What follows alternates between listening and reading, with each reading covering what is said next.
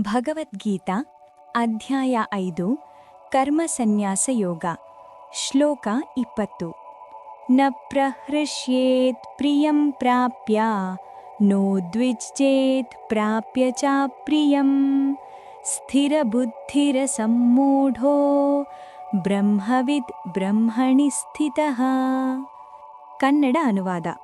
ಪ್ರಿಯವಾದುದು ದೊರಕಿದಾಗ ಅತಿಯಾದ ಹರ್ಷಕ್ಕೆ ಒಳಗಾಗದವನು, ಅಪ್ರಿಯವಾದುದೇ ಎದುರಾದಾಗ ದುಃಖದಿಂದ ಕದಡದವನು, ಸ್ಥಿರವಾದ ಬುದ್ಧಿಯುಳ್ಳವನು, ಮೋಹರಹಿತನಾದವನು, ಅವನು ಬ್ರಹ್ಮನನ್ನು ತಿಳಿದವನು, ಬ್ರಹ್ಮನಲ್ಲಿ ಸ್ಥಿರನಾಗಿರುವವನು.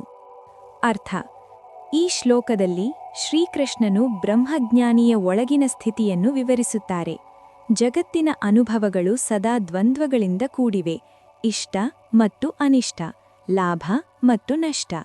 ಆದರೆ ಜ್ಞಾನವುಳ್ಳವನ ಮನಸ್ಸು ಇವುಗಳ ಮೇಲೆ ಅವಲಂಬಿತವಾಗಿರುವುದಿಲ್ಲ.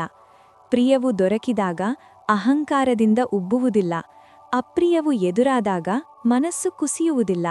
ಇದು ನಿರ್ಲಕ್ಷ್ಯವಲ್ಲ, ಅದು ಒಳಗಿನ ಸ್ಥಿರತೆ ಎಂದು ತಿಳಿಸುತ್ತಾರೆ.